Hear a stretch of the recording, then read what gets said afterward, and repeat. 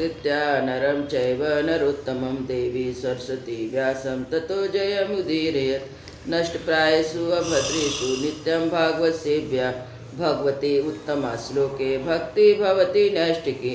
कृष्णाय वासुदेवाय देवकी नंदनाय च नन्दगोपकुमाराय गोविन्दाय नमो नमः। मूकं करोति वाचालं पंगो लंघते गिरिं यत्कृपातमहं वन्दे परमानन्दं माधवं श्रीचैतन्य ईश्वरं श्रीगुरुदीनतारिणम्। श्रीमद्भागवत महापुराण 7वां स्कंद अध्याय 11 मानव धर्म, वर्ण धर्म और स्त्री धर्म का निरूपण।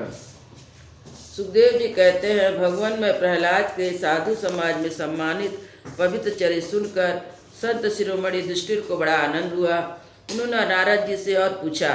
युधिष्ठिर जी ने कहा, भगवान, मैं वर्ण और आश्रम के सदाचार के साथ मनुष्य के सनातन धर्म का श्रवण करना चाहता हूँ, क्योंकि धर्म से ही मनुष्य को ज्ञान, भगवत प्रेम और साक्षात परम पुरुष भगवान की प्राप्ति होती है।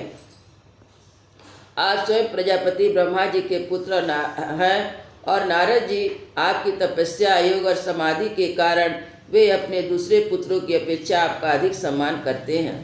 आपके समान नरपरायण, दयालु, सदाचार, शांत ब्राह्मण धर्म के गुप्त से गुप्त रहस्य को जैसे यथार्थ रूप से जानते हैं, दूसरा लोग वैसा नहीं जानते। नारद जी ने कहा, युधिष्ठिर, अजन्मा भगवान ही समस्त धर्मों के मूल कारण है। वही प्रभु चराचर जगत के कल्याण के लिए धर्म और दक्ष पुत्री मूर्ति द्वारा अपने अंश से अवतीर्ण होकर बद्रिकाश्रम में तपस्या कर रहे हैं। उन नारायण भगवान को नमस्कार करके उन्हीं के मुख से सुने हुए सनातन धर्म का मैं वर्णन करता हूँ। युधिष्ठिर, सर्वदेव रूप भगवान श्रीहरि, उसका तत्व जानने वाले महर्षियों की स्मृतियाँ, जिससे आत्मज्ञानी न होकर आत्म प्रसाद की उपलब्धि हो, वह कर्म धर्म के मूल है। युधिष्ठिर, धर्म के 30 लक्षण शास्त्र में कहे गए हैं। सत्य, दया, तपस्या, शौच, तितिक्षा, उचित अनुचित का विचार, मन का संयम, इंद्रियों का संयम, अहिंसा, ब्रह्मचर्य, त्याग, स्वाध्याय, सरलता, संतोष, समदर्शी आत्माओं की सेवा, धीरे धीरे सांसारिक भोगों की चेष्टा से निवृत्ति।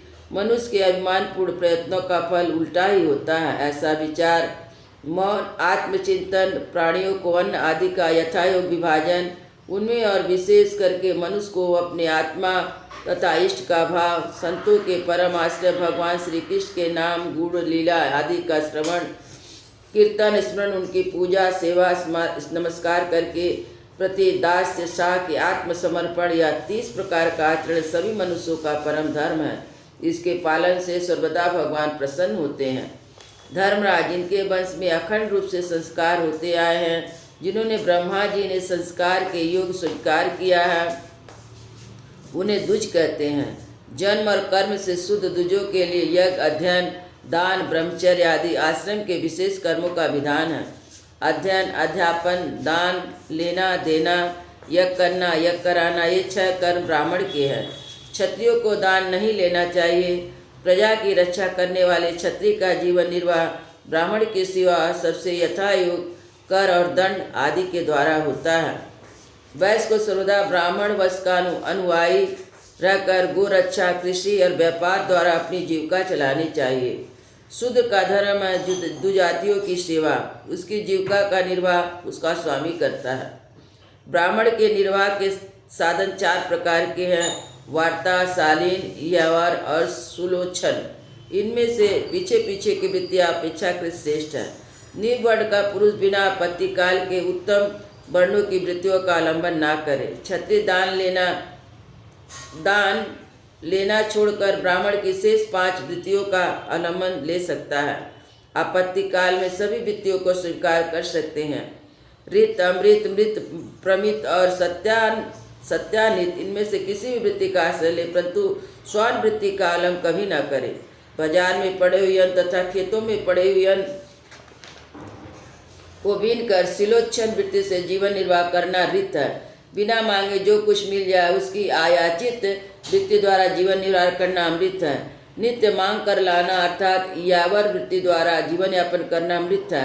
कृषि के द्वारा वर्ता वृत्ति से जीवन निर्वाह करना प्रमित है। वाणिज्य, संन्यास और निर्मरण की सेवा करना स्वान वृत्ति है। ब्राह्मण और क्षत्रिय को इस अंतिम निंदित वृत्ति का कभी भी आश्रय नहीं लेना चाहिए, क्योंकि ब्राह्मण स्वर्गमय और क्षत्रिय स्वर्गदेवमय है।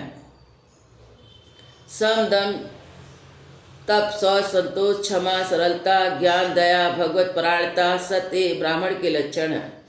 युद्ध में उत्साह, वीरता, धीरता, तेजस्विता, त्याग, मनोजय, क्षमा, ब्राह्मणों के प्रति भक्ति, अनुग्रह, प्रजा की रक्षा करना क्षत्रिय के लक्षण है। देवता, गुरु और भगवान के प्रति भक्ति, अर्थ, धर्म और काम, इन तीनों पुरुषार्थ की रक्षा करना आस्तिकता, उद्योगशीलता, व्यवहारिकता, निपुणता वैश्य के लक्षण है। उच्च वर्ण के सामने विनम्र रहना, प्रवृत्ता, स्वामी की निष्कपट सेवा, वैदिक मंत्रों से रहित या चोरी न करना, सत्य और गौ ब्राह्मण की रक्षा शुद्ध के लक्षण है। पति की सेवा करना, उनके अनुकूल रहना, पति के संबंधियों को प्रसन्न रखना, सर्वदा पति के नियमों की रक्षा करना, ये पति को ईश्वर मानने वाली पतिव्रता स्त्री के धर्म है।